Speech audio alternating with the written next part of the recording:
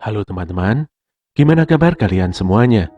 Semoga kalian semuanya selalu diberikan kesehatan dan kelancaran dalam setiap langkah kalian.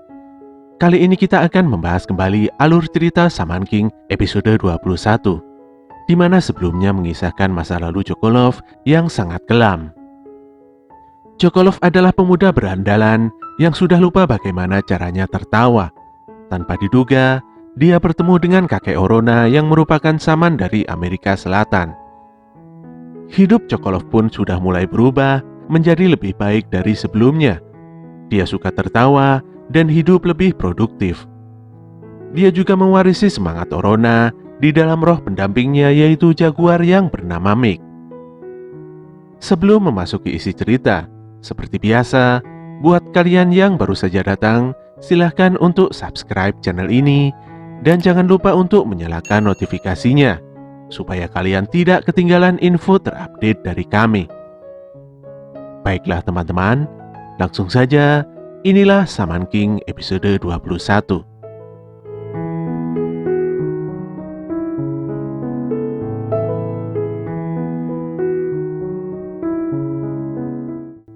Yoh benar-benar sangat lega, karena terlepas dari semua yang terjadi, akhirnya tim Ren resmi dinyatakan sebagai pemenang. Semuanya nampak berkumpul dan bercengkrama dengan sangat hangat, walaupun yang mereka bicarakan adalah saling mengejek satu sama lain. Tiba-tiba muncullah Zen dan Ryu di tengah-tengah mereka. Mereka datang tidak untuk bertarung, namun mereka ingin mengungkapkan rasa terima kasih karena telah diselamatkan oleh Chocolove. Mereka bukan lagi pengikut Hao, dan mereka juga membuang jauh-jauh nama bos. Zen dan Ryo sebenarnya hanyalah seorang biksu biasa yang ingin menjadi seorang artis. Dalam upayanya ini, mereka tiba-tiba didatangi oleh Hao kecil. Pada akhirnya mereka langsung bergabung begitu saja dengan Hao, tanpa banyak basa-basi. Mereka pun berpamitan pergi dan mengungkapkan nama barunya, yaitu Bozu. Tentu saja Yoh dan yang lainnya menjadi kehabisan kata-kata, karena nama baru mereka tidak ada bedanya dengan nama yang sebelumnya. Ketika pertandingan selanjutnya sudah hampir dimulai, Ryu tiba-tiba menjadi terkejut dan lemas. Hal ini sudah jelas, karena dia melihat Lizard telah bergabung dengan X-Laws. Pertandingan kedua pun dimulai, dengan memunculkan tim teratas dari X-Laws, yaitu X1. Selain Marco dan Lizard, di tim ini muncul orang ketiga yang bersembunyi di dalam patung Iron Maiden. Dia adalah sosok dari bos X-Laws. Melihat Lizard yang telah berubah dan pergi, membuat Ryu dan yang lainnya sangat bersedih. Yoh pun telah merelakan kepergian Lizard. Dia mengajak semuanya agar segera pergi menuju arena pertandingan untuk mendukung Lizard.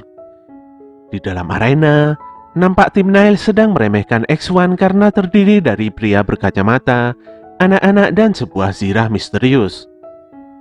Mereka sangat menyombongkan kekuatan sihir Mesir yang merupakan sihir terbaik di jagat raya. Tim mereka terdiri dari Kafre, penguasa mumi terbaik, penghasil energi spiritual tinggi yaitu Nag, dan Anatel yang merupakan ketua tim yang bisa memerintah 10.000 roh pekerja yang membangun piramid. Mereka menghadiri Shaman Fight dengan tujuan untuk memperlihatkan kemampuan hebatnya. Marco menyudahi pembicaraan ini karena dia tidak tertarik sama sekali dengan background lawannya. Namun tiba-tiba patung yang diketahui bernama Maiden ini menghentikan Marco untuk tidak mengejek musuh. Melihat Marco yang emosian, membuat Maiden memberikan kesempatan pada Lizard untuk menunjukkan hasil latihannya. Dia pun memerintahkan Lizard untuk bertarung melawan ketiga musuh itu sendirian. Walaupun sebenarnya kurang percaya diri, Lizard tetap menjalankan perintah Maiden. Dia pun bersiap dan akan berusaha semaksimal mungkin agar tidak mengecewakan Maiden. Ketika pertandingan baru saja dimulai, Lizard dengan kawat pendulumnya langsung menghancurkan Nag dengan sekali serangan.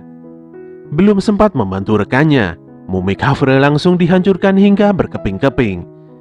Sementara Anatel hanya bisa kebingungan dan tidak bisa berbuat banyak. Lizard yang sedari awal sudah serius langsung menyengkeram Anatel dengan kawatnya. Dia mengancam akan memotong-motong Anatel seperti memotong mumi milik Kafre. Untungnya Lizard masih mengampuni Anatel. Dia meminta mereka untuk segera mengakui kekalahannya dan menyerah sekarang juga. Anatel dan rekan-rekannya sungguh kaget dengan kekuatan X-Laws. Saat ini Lizard tidak akan mundur sedikit pun. Dia akan terus melangkah walaupun itu artinya harus membunuh musuh di depannya. Lizard berprinsip bahwa bersikap naif tidak akan pernah bisa menyelamatkan siapapun. Melihat hal ini membuat Ryu semakin sedih.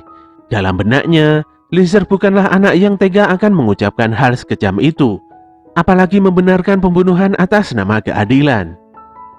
Namun berbeda dengan Yo nampak tenang-tenang saja melihat kelakuan Lizard yang sangat berbeda. Dia berpendapat bahwa yang dilakukan Lizard adalah hal yang paling realistis. Yo dan kawan-kawan tidak akan pernah bisa mengerti rasa sedih yang dirasakan Lizard. Hal inilah yang membuat Lizard terpaksa mencari teman yang bisa memahaminya. Kalau Lizard sudah merasa tenang dengan keadaannya saat ini, Yo benar-benar ikhlas dan bisa menerima. Hanya saja, jika Lizard benar-benar melakukan pembunuhan, maka Yo tidak akan memaafkannya. Yo masih percaya pada Lizard. Untuk itulah dia datang mendukungnya. Ren mengingatkan Yo bahwa sifat naifnya itu sangat berbahaya. Suatu hari, rasa simpati Yo mungkin akan menjadi senjata makan tuan. Tapi Yo tetap pada pendiriannya. Dia tetap optimis bahwa hal yang diyakininya pasti akan baik untuk semuanya. Kembali ke arena pertandingan. Anatel mulai marah karena diceramahi dan dipermalukan seperti itu. Walaupun sudah diperingatkan oleh dua rekannya, Anatel tetap saja ngotot. Dia tidak ingin mundur selangkah pun karena sudah sampai ke babak ini. Anatel pun mengeluarkan teknik sayap roh orang mati. Serangan ini adalah teknik kutukan tingkat tinggi yang mana bisa masuk ke dalam tubuh dan menghancurkan organ dari dalam. Menghadapi serangan Anatel yang berbahaya ini membuat Lizard terpaksa mengambil keputusan untuk membunuhnya secara langsung. Sayangnya, serangannya tiba-tiba terhenti saat hampir menghujam kepala Anatel. Tanpa diduga, Morphin tidak mematuhi serangan Lizard walaupun Lizard memohon dengan sangat amat. Morphin melihat Lizard dengan tatapan yang sedih. Saat itu Maiden langsung menyerang Lizard dan mengambil alih pertarungan ini. Maiden tidak ingin orang yang hatinya masih ragu melanjutkan pertandingan. Marco juga nampak kecewa dengan Lizard yang kurang memiliki ketetapan hati. Setelah pertandingan ini, dia akan memberikan hukuman pada Lizard. Maiden sangat kesal dengan kelakuan Anatel yang telah tega menghina prinsip X-Laws. Dia pun memperlihatkan energi spiritualnya yang sangat besar dan meminta Marco untuk segera melepaskan gembok rantai yang membelenggu patung besinya. Saat itulah wujud dari gadis suci Iron Maiden Gianna muncul. Patung ini mirip-miriplah dengan teknik Naofumi saat menyerang gelas di Tatenoyusa. Buat kalian yang belum lihat alur ceritanya, bisa lihat dulu ya di channel ini. Oke, lanjut. Patung Iron Maiden yang membelenggu Gianna merupakan alat penyiksaan yang lahir di abad pertengahan Eropa. Para terdakwa yang dimasukkan ke dalam patung Iron Maiden ini akan tertusuk oleh duri-duri tajam dan mengerang kesakitan hingga mati. Gianna berada di dalam Iron Maiden karena ini adalah tekadnya untuk menyelamatkan dunia dari kehancuran. Jika dia memiliki kekuatan untuk menyelamatkan dunia, dia akan rela masuk ke dalam patung Iron Maiden dan menanggung semua dosa-dosa orang-orang. Untuk itulah dia akan bertarung dan menghilangkan semua kejahatan di muka bumi ini. Anatel nampaknya sudah capek mendengar ocehan Gianna. Dia pun langsung melakukan penyerangan. Sayangnya tanpa sadar Anatel telah masuk ke dalam jeruji besi milik Samas. Samas sendiri adalah Oversoul milik Gianna yang merupakan dewa keadilan. Hukuman mati pun telah dijatuhkan. Samas langsung mengayunkan kapaknya dan menghabisi Anatel hingga darahnya berhamburan. Selain itu, Samas juga menyembuhkan semua luka Gianna secara penuh. Dengan kemampuan Saman tingkat dewa ini, membuat Gianna menjadi salah satu kandidat kuat untuk menjadi Saman King. Gianna pun mendatangi sisa dari tim Niles, yaitu Kafre dan Nacht. Gianna berencana untuk memberikan pengampunan pada mereka berdua dengan melepasnya pergi. Sayangnya Kafre dan Nacht sangat dendam dan marah dengan kelakuan Gianna yang dengan teganya menghilangkan nyawa Anatel. Mereka berdua pun menyerang Gianna secara frontal. Namun semuanya sia-sia saja. Mereka malah disiksa oleh Samas dengan alat penyiksaan yang lebih mengerikan, yaitu kursi berduri. Walaupun kesakitan, mereka berdua masih marah dan tidak terima. Rasa sakit ini masih tidak sebanding dengan penghinaan yang diderita oleh Anatel. Gavre dan Nak sudah tidak peduli dengan ceramah yang disampaikan oleh Jeanne. Hal ini membuat Jeanne begitu sedih dan berlalu untuk memasuki Iron Maiden kembali.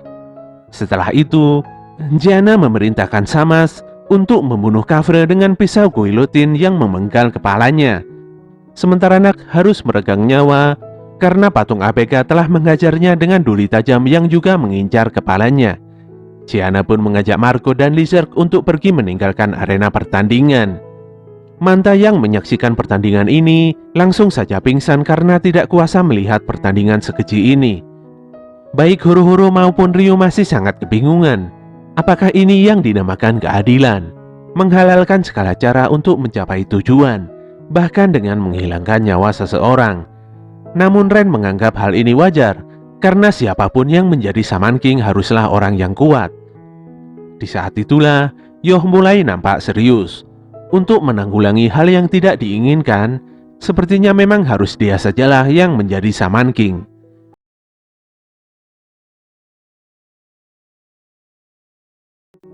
Scene dibuka dengan Manta yang baru saja sadar dari pingsannya. Dia benar-benar kaget saat mengetahui Faust ada di depannya. Faust nampaknya telah berubah menjadi sosok yang baik.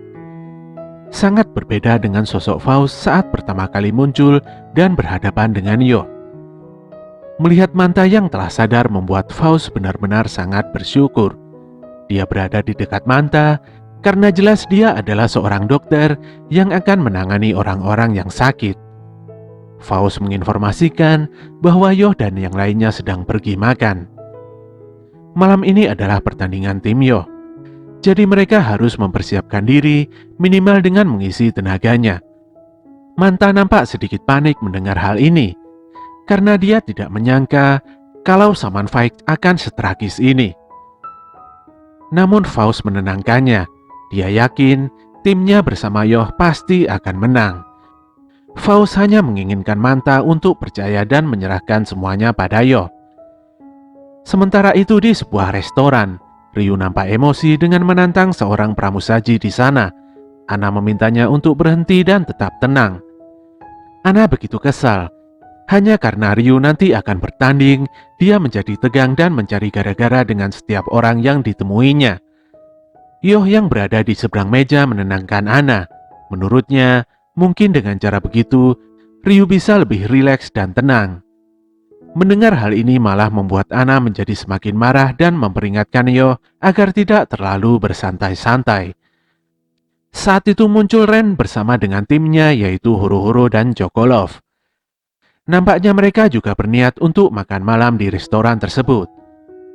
Horo-Horo dan Chokolov memperingatkan Yoh untuk tidak terlalu santai-santai, apalagi sebentar lagi pertandingannya akan dimulai.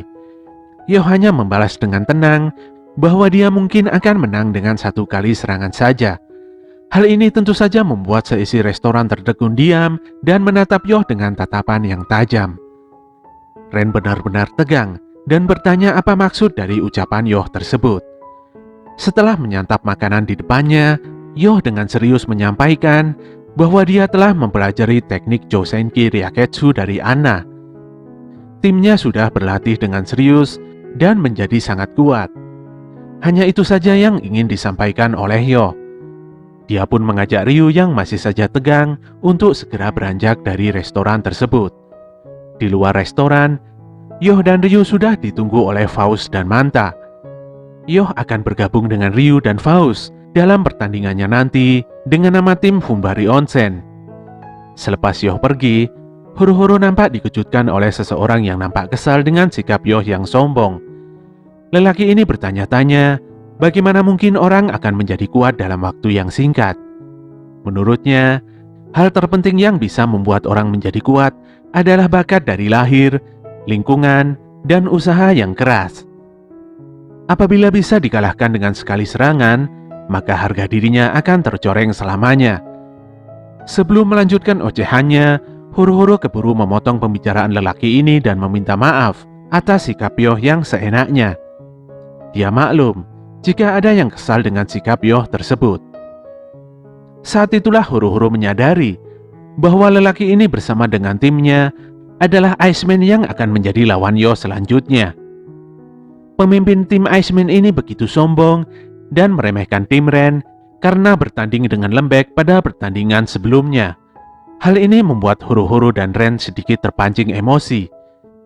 Menurut Iceman, kandidat Shaman King harus sempurna dari segala aspek.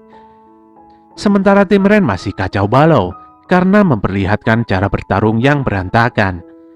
Mereka memperkenalkan diri yaitu Zria, Shaman dari Rusia, Pino sang ketua tim yang merupakan Shaman dari Irlandia, dan yang terakhir adalah Kadi Mahide, yaitu seorang Rune Master dan Shaman dari Islandia. Mereka bertiga membuat Chocolov membeku dan ingin menghajarnya. Untungnya Huru-huru dengan cepat menghentikan kekonyolan ini. Dengan garang, Ren mengeluarkan Oversoul-nya dan memperingatkan Iceman untuk tidak meremehkan Yoh. Di tempat istirahat, Yoh nampak sudah tidak sabar untuk segera bertanding. Dia pun mempersiapkan diri dengan mengganti bajunya. Tak berselang lama, adegan pun berpindah di arena pertarungan Shaman Fight. Nampaknya tim Iceman telah datang lebih dulu dan menunggu di arena cukup lama. Pino cukup kesal karena sebelumnya telah diremehkan oleh Yoh. Di sini Yoh masih nampak kebingungan karena tidak tahu insiden yang terjadi setelah dia meninggalkan restoran. Huru-huru dan Ren yang telah mengetahui kekuatan Iceman nampaknya menanggapi sangat serius karena memang kekuatan Iceman tidak bisa diremehkan. Setelah diberitahu oleh Amedamaru, Yoh baru mengerti dan meminta maaf pada Iceman karena telah meremehkan mereka. Dia pun menjelaskan bahwa apapun yang terjadi, timnya pasti akan menang pada pertandingan ini. Pino masih saja kesal dan memaki dengan keras bahwa timnya tidak terima diremehkan. Amedamaru nampak begitu serius. Semenjak dia diselamatkan Yoh, sudah banyak hal yang terjadi. Sebagai seorang samurai, melayani Yoh adalah hal yang sangat penting dari sekedar hidup dan mati.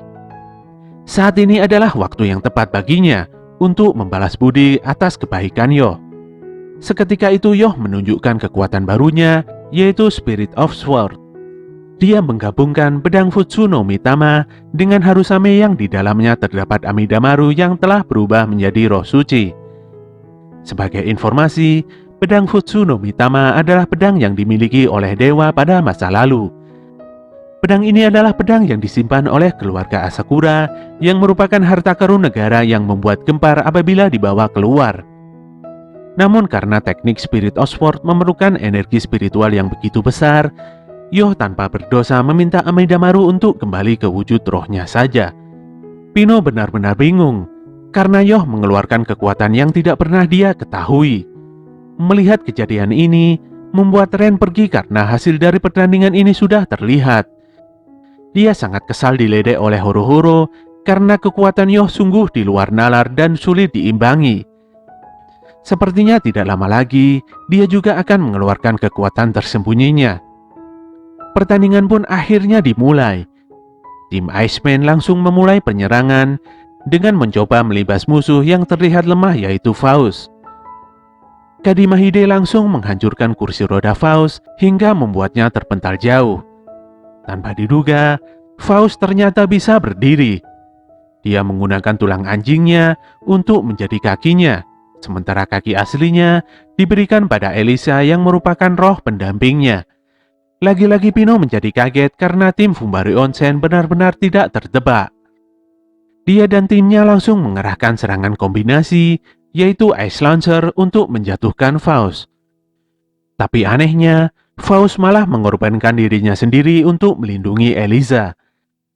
Dia sangat menyayangi Eliza, karena Eliza adalah hal yang sangat berarti untuknya.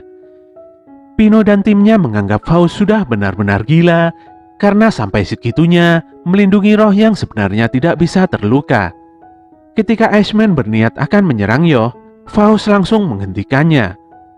Bagaimanapun juga, Yoh adalah penyelamatnya. Impian Faust pun sudah terwujud berkat teknik pemanggilan roh milik Anna. Ketika Faust sudah sangat putus asa karena kesulitan bertemu kembali dengan Eliza, justru saat itulah Yoh mengulurkan tangan untuk membantunya. Saat itulah Faust akan berusaha semaksimal mungkin untuk melindungi Yoh yang merupakan pemilik Funbari Onsen. Dia pun menunjukkan hasil latihannya selama ini dengan teknik Jousenki Ryaketsu hingga level tertinggi. Oversoul-nya membuat tengkorak Eliza hancur dan berevolusi menjadi sosok gadis iblis raksasa yang bernama Mephistoi.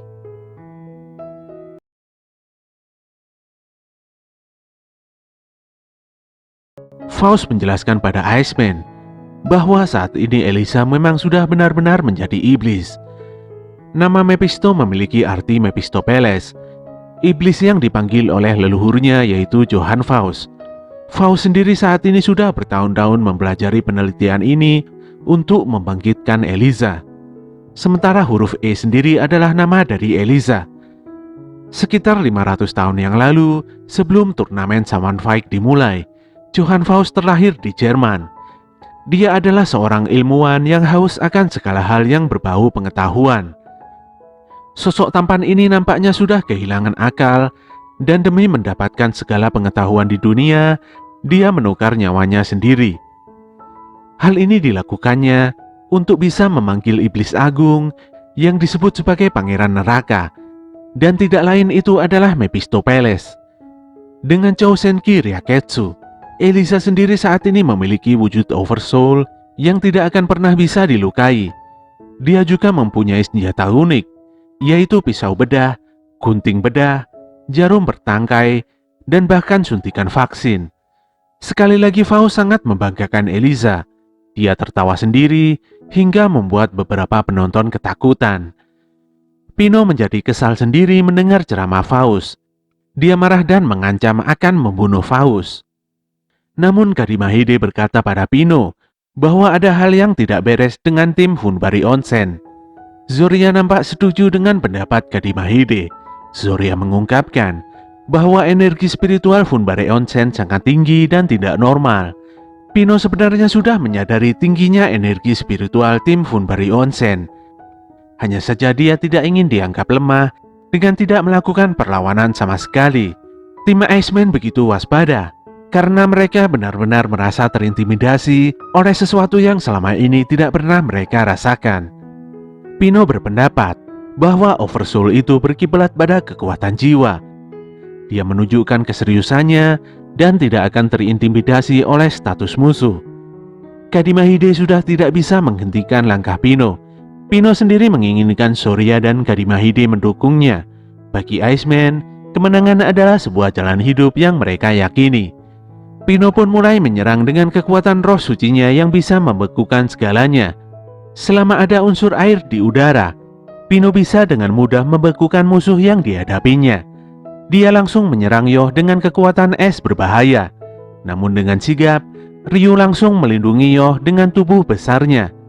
Seketika itu juga, tubuh Ryu terlihat diselimuti oleh gumpalan es padat dan tidak bisa bergerak.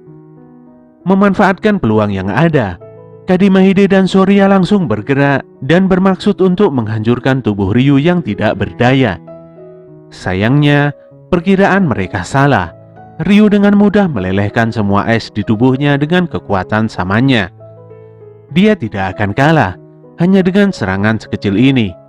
Iceman nampak sangat syok karena sihir Pino yang disangka kuat hanyalah sebuah serangan yang mudah. Saat ini, Ryu nampak sangat bersemangat dan energi spiritualnya berkobar bak api yang membara. Dia pun menantang Iceman dengan wujud evolusi dari roh Tokagero, yaitu ular berkepala 8. Pino kembali menjadi stres dan berusaha menguatkan dirinya. Dia tidak akan kalah hanya dengan melawan para pecundang seperti ini. Saat ini dia pun akan mengerahkan segalanya pada serangan kombinasi bersama dengan Kadimahide dan Zoria. Ryu pun dengan mudah menangkis serangan ini. Namun dari atas, Zoria menghujaninya dengan air. Dan dengan cepat Pino langsung menguncinya ke dalam balok es yang kembali menyelimuti tubuhnya. Nampaknya serangan kombinasi barusan hanyalah sebuah pengalihan Agar Ryu kehilangan pandangan, Pino pun berencana untuk mematahkan leher Ryu. Namun sayang, Ryu masih saja sadar dan dengan mudah menghancurkan kekuatan es milik Pino. Ryu menceramahi Pino karena pada dasarnya tim Iceman lah yang meremehkan Funbari Onsen. Pino pun menjadi kaget bukan main ketika Ryu dengan kuat membantingnya hingga terseret jauh. Saat ini Ryu sangat serius. Dia memastikan serangannya tidak berdampak pada musuh. Karena Yoh sudah bilang kalau mereka akan menang dengan 1 kali serangan. Tentunya hal inilah yang membuat Ryu tidak bisa sembarangan menyerang Iceman. Bahkan si Faust hingga saat ini masih belum mengeluarkan 1 serangan pun. Baik Ryu dan Faust akan menuruti semua perintah Yoh. Hal ini dikarenakan mereka semua ada di arena ini karena telah diselamatkan oleh Yoh dan mempercayainya. Mereka juga telah bertahan dari segala latihan yang berat, hingga pada akhirnya bisa mendapatkan kekuatan ini. Setidaknya Ryu dan Faust bertarung demi membuat Yoh menjadi seorang Shaman King. Ryu sangat yakin bahwa Yoh pasti akan mengubah dunia menjadi nyaman untuk ditempati oleh siapapun, dan itu adalah best place-nya. Setelah itu, Ryu kembali membuat geger dengan menunjukkan evolusi Tokagero selanjutnya, yaitu Yamata no Orochi. Ujung pedang kayunya mengeluarkan energi spiritual yang sangat besar dan membuat ular ungunya berubah menjadi ular putih yang lebih garang dari sebelumnya. Pino tidak mempercayai pandangannya. Funbari Onsen benar-benar tidak menggertak. Energi spiritualnya sungguh melampaui batas timnya. Pertandingan Shaman Fight ini sungguh berat sebelah. Dari pandangan saja, sudah jelas siapa yang menang dan siapa yang akan kalah. Pino dan timnya sudah putus asa dan tidak tahu apa yang akan mereka lakukan. Demi bertahan hidup, dia dan timnya sudah melalui berbagai latihan yang berat. Mereka mati-matian untuk menjadi seorang Shaman, tapi rasanya harga dirinya justru remuk berkeping-keping karena melawan musuh di hadapannya. Dengan emosi, Pino menerjang dan hendak menyerang Yoh. Yoh pun meminta supaya tidak dilindungi oleh Ryu dan Faust. Saat ini Yoh sangat yakin bahwa Pino tidak akan bisa membekukannya. Semua serangan sudah diluncurkan oleh Pino. Faktanya, Yoh memang sedang baik-baik saja. Pino yang merasa kembali diremehkan menjadi sangat marah dan menyerang Yoh dengan serangan bertubi-tubi. Nampaknya seperti ada sebuah pelindung yang melindungi Yoh di sekitarnya. Kadima Hide dan Soria mulai khawatir dengan keadaan Pino. Bila dibiarkan, energi spiritual Pino tidak akan pernah cukup. Mereka pun datang membantu Pino dengan kekuatan penuh. Namun hebatnya, Yoh masih saja selamat dari serangan beruntun Iceman. Hal ini membuat semua penonton bersorak mengagumi kehebatan Yoh. Ana menjelaskan pada semuanya bahwa energi spiritual Yoh memang sangat lembut. Energi ini menangkis semua energi spiritual milik Iceman. Hal ini tidak mudah untuk dilakukan. Bila ada keraguan sedikit pun, maka energinya yang tenang akan berbenturan dengan energi Iceman. Itulah yang membuat Yoh menjadi lebih kuat. Yoh hanya diam saja dan tidak melakukan serangan apapun. Saat itu dia mengeluarkan Spirit of Sword dan mengajak Iceman untuk bertanding ulang. Hal ini membuat Horo-Horo mengerti bahwa sifat Yoh memang seperti itu. Yoh sengaja menjaga perasaan tim Iceman tanpa menyakitinya. Apabila langsung dikalahkan, pasti harga diri Iceman akan hancur lebur dan mereka mungkin akan dendam pada Yoh selamanya. Saat ini kondisi Pino sudah mulai stabil. Dia akan mengerahkan semua energi spiritualnya untuk mengalahkan Yoh demi kepuasan dirinya. Dia pun meminta support dari Zoria dan Kadima Hide karena ini akan menjadi serangan pamungkas sekaligus serangan terakhirnya.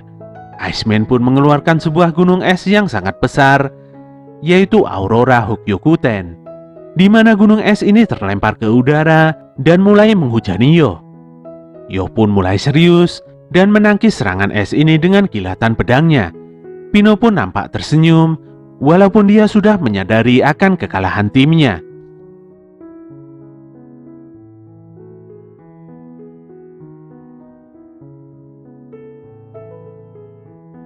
Di luar arena, Ren nampak menyadari kalau Yoh yang dipastikan memenangkan pertandingan malam ini. Dia tidak bisa meremehkan teknik Jousenki Ryaketsu milik Yoh. Tanpa diduga, Hao muncul di hadapannya. Hao yang mengetahui kalau Ren sangat penasaran dengan Jousenji Ryaketsu, langsung saja menawarkan rahasia teknik itu karena dia sendirilah yang menciptakan teknik ini 1000 tahun yang lalu.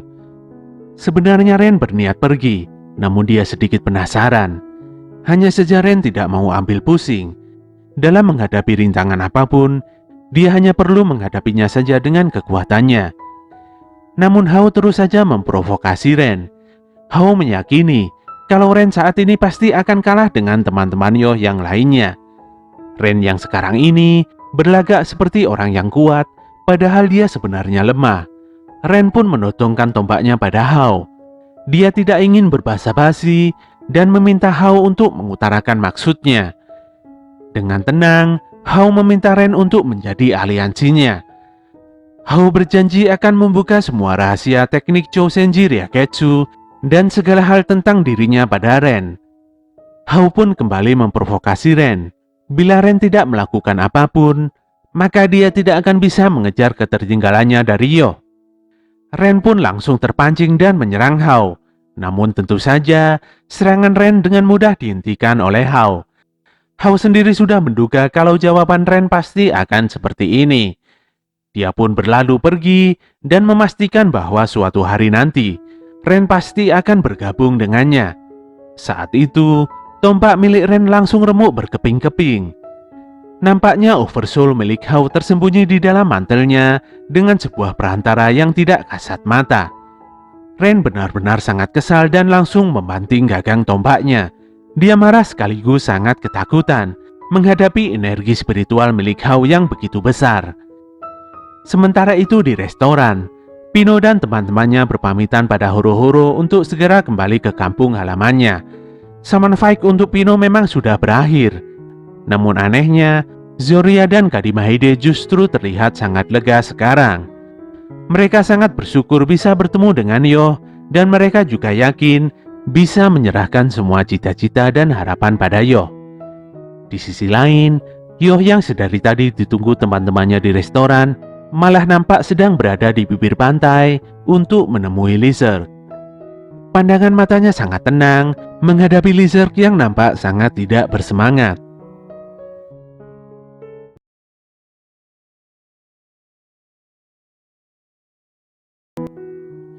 Yoh dan Lizard begitu senang bisa berjumpa di bibir pantai pelabuhan suku Pats. Rasanya sudah agak lama mereka berdua bisa ngobrol santai seperti ini.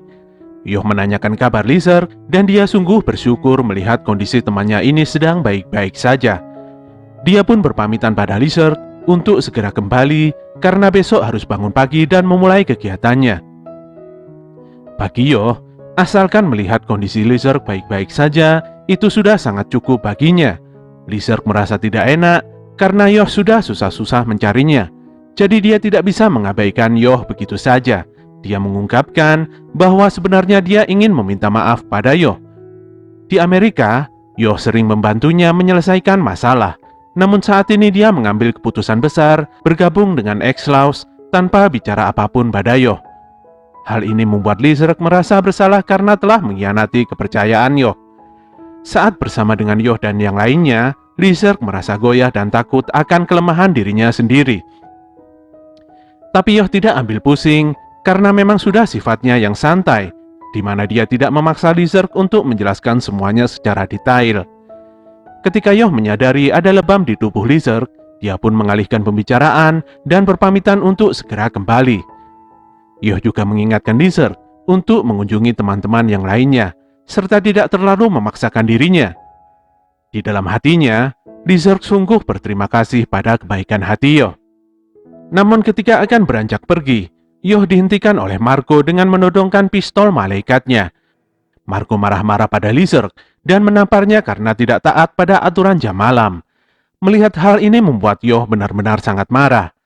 Namun Marco tetap tidak membiarkannya bergerak dan malah membawa semua anggota X-Laws untuk mengeroyok Yoh.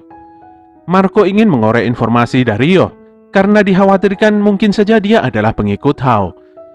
Apalagi Yoh seakan-akan telah mempengaruhi Lizard, yang merupakan anggota X-Laws, untuk bergabung dengan kejahatan. Tiba-tiba Iron Maiden Gianna muncul dan menghentikan tindakan Marco. Gianna mengungkapkan kalau Yoh bukanlah orang yang jahat, karena di pertandingan sebelumnya, Yoh menunjukkan energi spiritualnya yang damai dan bersih. Marco pun menyanggah Gianna, karena sebelumnya Yoh telah melindungi pengikut Hao dan menghina prinsip keadilan X-Laws. Namun Gianna tetap meminta Marco untuk menurunkan pistolnya, karena itu bukanlah sikap yang baik dalam menyambut teman baik dari Lizard. Gianna menilai bahwa orang dengan hati yang begitu baik seperti Yoh patut untuk disambut dengan hangat. Gianna pun menunjukkan wajahnya di balik baju sirah Iron Maiden dan terang-terangan mengajak Yoh untuk bergabung dengan X-Laws. Tentu saja hal ini membuat semua anggota X-Laws kaget. Yoh benar-benar tidak habis pikir dengan maksud dari Gianna. Dia pun menolak ajakan Gianna karena Anna tidak akan mungkin mengizinkannya. Apalagi sebenarnya Yoh sangat tidak suka dengan cara kerja X-Laws. Mendengar jawaban Yoh membuat Gianna menutup sirahnya dan menangis sedih. Hal ini tentu saja membuat Marco marah dan kembali menodongkan pistolnya. Sayangnya, Yoh dengan sigap telah menghentikan langkah Marco dengan pedang Harusame-nya. Marco benar-benar tidak bisa bergerak dan mati kutu. Gianna menghentikan perseteruan ini karena bagaimanapun juga, Yoh yang sekarang adalah lawan yang tidak bisa dikalahkan dengan mudah. Gianna pun mengingatkan Yoh bahwa suatu hari nanti, X-Laws akan menghakiminya sebagai musuh. Yoh pun menyarungkan pedangnya dan berlalu pergi meninggalkan gerombolan X-Laws ini. Keesokan harinya, pertandingan antara Hanagumi melawan T-Production berlalu begitu cepat. Tim Hanagumi dengan kecepatan kilat telah mengalahkan musuhnya hingga membuat beberapa timnya tidak mendapatkan giliran menyerang. Setelah itu, pertandingan dilanjutkan dengan bertemunya tim Hoshigumi melawan X3. Sorak-sorai penonton menggema dan memenuhi sesi arena. Nampak ketua Hoshigumi, yaitu Hao, berdiri dengan dua rekan timnya. Sementara tim X3 yang merupakan member X-Laws tidak gentar menghadapi musuh di depannya. Fanstar yang merupakan ketua X3 mengungkapkan dengan tegas bahwa dia diutus oleh Iron Maiden Gianna untuk menghakimi Hao dengan kematian. Sementara itu, dua member Hoshigumi keluar dari arena dan menyisakan Hao seorang. Disinilah dengan sombongnya, Hao meminta pada X3 untuk menyerangnya dengan kekuatan maksimal sekaligus. Si Hao ini juga mengejek Gianna dengan sebutan gadis aneh hingga membuat Fanstar tersulut emosi. Ketegangan pun telah mencapai puncaknya. Ketika pertandingan baru dimulai, tim X3 langsung menyerang dengan kekuatan penuh. Hao pun memeriksa kekuatan X3 dengan Oracle Bell miliknya. Dia sangat malas karena kekuatan musuh begitu sangat rendah. Dengan telunjuk tangannya, dia mengeluarkan Spirit of Fire dan menghabisi main dalam sekejap mata. Manta sungguh sedih menyaksikan pembunuhan ini. Dia berlari dan ingin menghentikan pertandingan ini. Namun saat itu Yoh menghentikannya. Bagaimanapun juga, saat ini mereka tengah bertanding.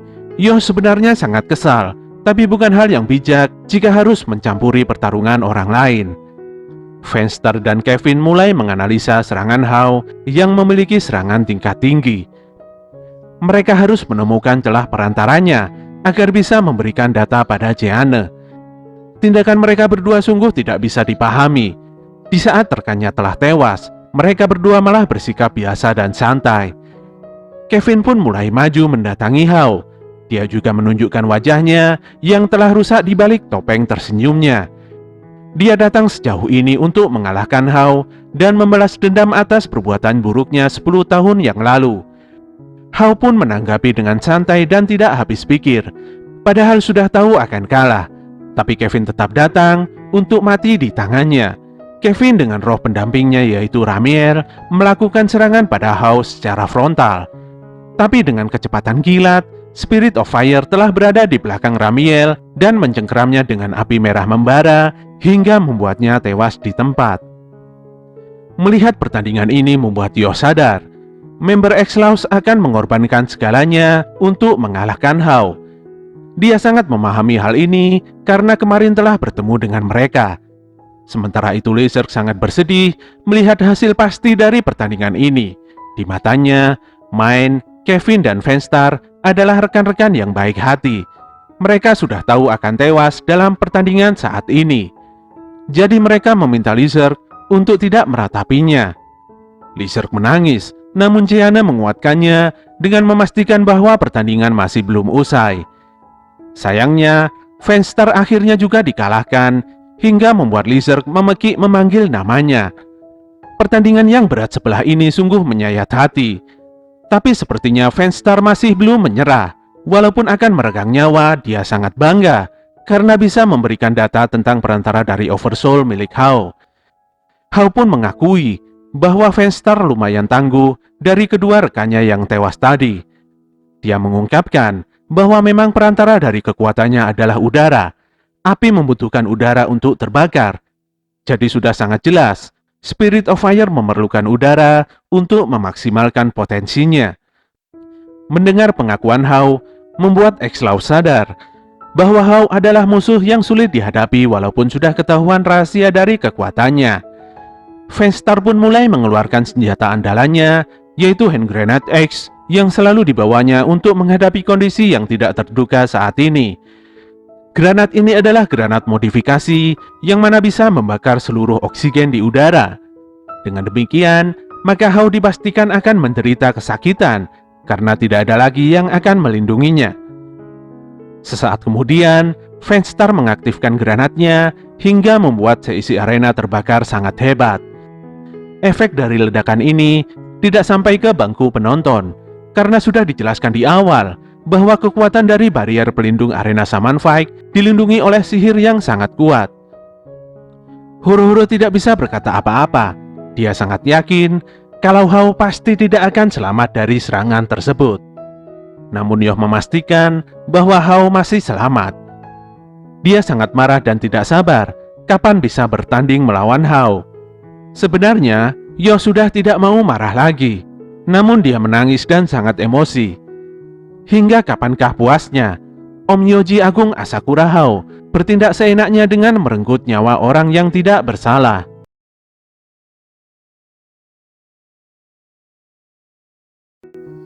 Semua penonton terkejut karena Hao masih selamat dari ledakan mahadahsyat tersebut. Lebih parahnya lagi, Spirit of Fire bisa berubah dengan wujud elemen air.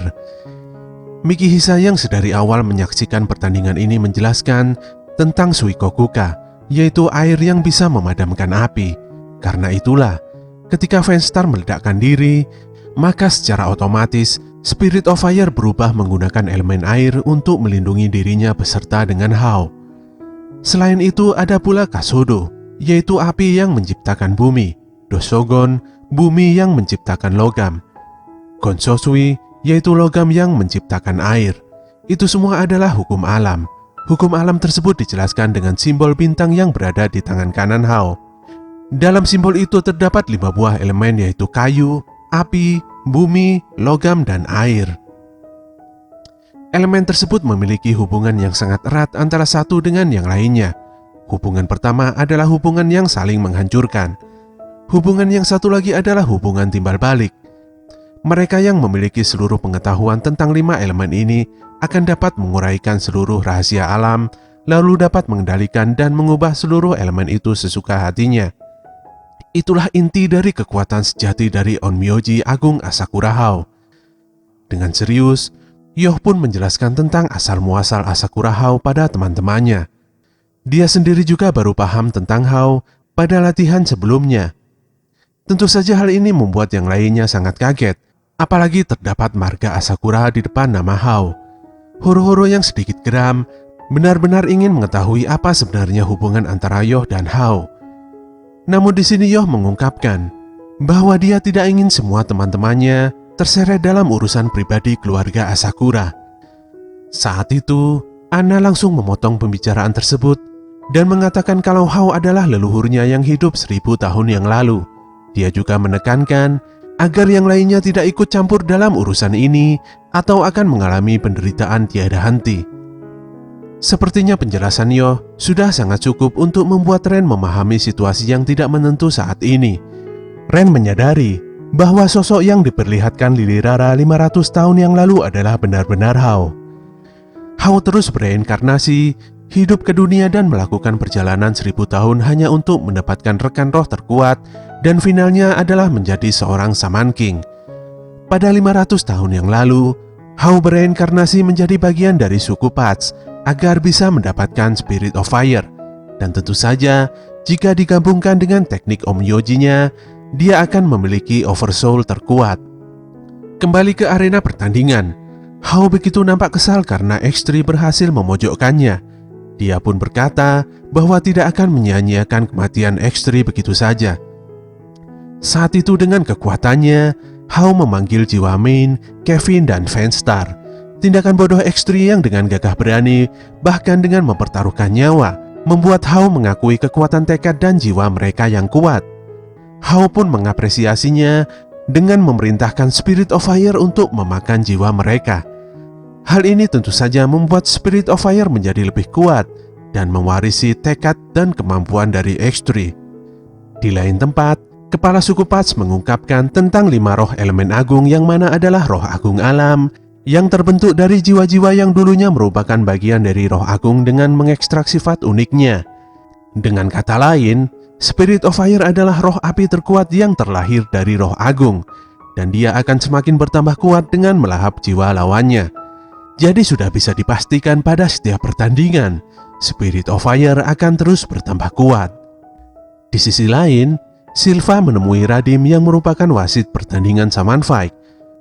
Dia datang untuk mengambil kamera hasil rekaman yang sengaja dibuat untuk merekam pertandingan Hao barusan. Kamera tersebut merekam semua pergerakan Hao, bahkan hingga pada pergerakan kecil sekalipun. Radim melakukan perekaman dari jarak yang sangat dekat tanpa diketahui dengan menggunakan teknik tradisional suku Pats. Tapi Radim nampaknya tidak ingin memberikan rekaman itu pada Silva. Sepertinya dia sangat khawatir karena Silva telah melangkah terlalu jauh. Radim pun meminta Silva untuk tidak bertindak bodoh. Namun Silva tetap tegas dan merampas rekaman itu dan berlalu meninggalkan Radim begitu saja. Dalam hatinya dia mengatakan, 500 tahun yang lalu Hao adalah bagian dari suku Pats dan dia telah melakukan tindakan yang sangat keji. Di dalam darahnya mengalir kekuatan Hao. Untuk itulah, hal ini sudah menjadi tanggung jawabnya untuk menghentikan kebiadaban Hao. Shin memperlihatkan Yoh dan kawan-kawan yang berkumpul di tepi pantai. Saat itu Manta masih kepikiran tentang masalah Yoh yang sebelumnya. Namun saat itu dengan santainya, Yoh malah menikmati kegiatan memancing dan melupakan masalah beratnya. Huru-Huru dan Chokorov sungguh heran dengan sikap Yoh yang sangat santai padahal sebelumnya dia memiliki masalah yang sangat berat. Yoh pun tersenyum dan membuka semua rahasia di depan teman-temannya. Dia menceritakan tentang hubungan dirinya dengan Hao. Perjalanan selama 1000 tahun membuat Hao kembali ke dunia lewat perantara keluarga Asakura. Yoh memastikan bahwa Hao sebenarnya adalah kakak kandungnya. Tentu saja yang lainnya menjadi kaget mendengar fakta ini. Tapi sesungguhnya Yoh tidak bermaksud demikian. Yoh pun sedikit lega karena bisa meluapkan informasi penting ini. Namun sepertinya dia tidak bisa menghindari takdir yang membebani keluarga Asakura. Kehidupan keluarga Asakura yang dipenuhi dengan pertarungan tetap tidak akan berubah. Di sebuah mobil mewah yang melaju dengan sangat cepat, kakek Yohmei dan nenek Kino mendapatkan kabar jika Yoh dan kawan-kawan sudah mengetahui semua fakta. Sebenarnya Yohmei agak khawatir pada mereka. Bagaimanapun juga, mereka adalah anak-anak yang tangguh dan satu-satunya harapan. Lalu kakek Yohmei mengingat kembali kejadian buruk di masa lalu. Saat itu adalah saat di mana Hao terlahir ke dunia ini. Pada tahun 1985, Yohmei meramalkan Hao akan bereinkarnasi dan Hao telah memilih keturunannya sendiri yaitu keluarga Asakura. Meskipun selalu mengulang-ulang ramalan tersebut, hasilnya nampak sama saja. Tubuh dan energi roh keluarga Asakura terus terjaga dan tetap kuat. Sepertinya itu adalah alasan utama mengapa Hao memilih keluarga ini. Yohmei akan melakukan segala cara untuk menghalangi kelahiran Hao. Dengan berat hati, dia pun memutuskan untuk membunuh cucunya sendiri yang merupakan anak dari putrinya yang mengandung jiwa Hao begitu terlahir ke dunia. Namun Kino menyampaikan bahwa sepertinya akan lahir 2 anak kembar. Yohmei pun menjadi tersentak mendengar pernyataan ini. Apabila terlahir dua anak kembar yang mirip, maka akan sangat mustahil baginya untuk mengetahui anak mana yang merupakan Hao. Tentu saja Yohmei tidak bisa memutuskan. Akhirnya dengan sangat terpaksa, dia akan membunuh kedua anak yang merupakan cucunya tersebut. Malam itu pun hujan turun dengan sangat lebat di kediaman keluarga Asakura. Semuanya nampak sedang berkumpul untuk melakukan persalinan di rumah. Yohmei meminta maaf. Kalau saja persalinan ini bisa dilakukan di rumah sakit, mungkin keadaannya bisa menjadi lebih ringan. Namun apa boleh buat, hal ini dilakukan karena untuk kebaikan semuanya. Tentu saja melakukan persalinan di rumah sakit bukan pilihan yang tepat. Mau bagaimanapun mereka semua menghalanginya, Hao akan tetap bereinkarnasi lewat tubuh orang lain. Tapi kalau Hao bisa dihentikan di sini, meskipun dia bisa bereinkarnasi lagi, dia tidak akan punya waktu untuk mengikuti Saman Faik selanjutnya. Ketika waktu yang dinantikan tiba, keluarlah sesosok bayi yang terlahir. Yohmei langsung bersiap untuk memulai serangan dengan mengerahkan Shikigami-nya. Tanpa disangka, bayi itu membuka matanya dan roh sucinya pun ikut keluar untuk menghentikan serangan Yohmei. Hanya dalam sekejap mata, yang tentunya itu adalah Spirit of Fire, langsung dengan mudah menghancurkan Shikigami Yohmei. Yohmei pun ikut terpental dan terluka karena serangan dadakan tersebut. Mikihisa yang mencoba menghalangi serangan tersebut dengan mengeluarkan Shikigami-nya juga terkena imbas serangan dari Spirit of Fire dan jatuh pingsan. Hao yang benar-benar sudah bereinkarnasi ini berkata bahwa bereinkarnasi dengan roh suci itu sangatlah sulit. Untuk itulah, Spirit of Fire yang sudah susah payah didapatkannya telah kembali ke wujud dasarnya. Tapi Hao benar-benar tidak menyangka bahwa tubuh yang sangat didambakannya malah terbagi menjadi wujud dua anak kembar. Dia pun pergi menghilang dan berjanji akan merebut kembali setengah dirinya demi memperoleh kekuatan yang lebih besar. Yohmei pun meminta maaf pada semua keluarganya atas kejadian tersebut. Jika saja dia tidak ragu melangkah untuk sesaat, pasti hal ini tidak akan pernah terjadi. Yohmei memastikan kalau anak kedua ini memang setengah dari Hao. Maka pasti akan ada kemungkinan anak ini bisa menandingi kekuatan Hao. Mereka semua yang terlahir dengan darah keturunan Asakura tidak akan bisa berlari dari takdir. Tidak ada pilihan lain selain bertarung. Sepertinya hanya anak inilah satu-satunya harapan untuk bisa menghentikan ambisi Hao.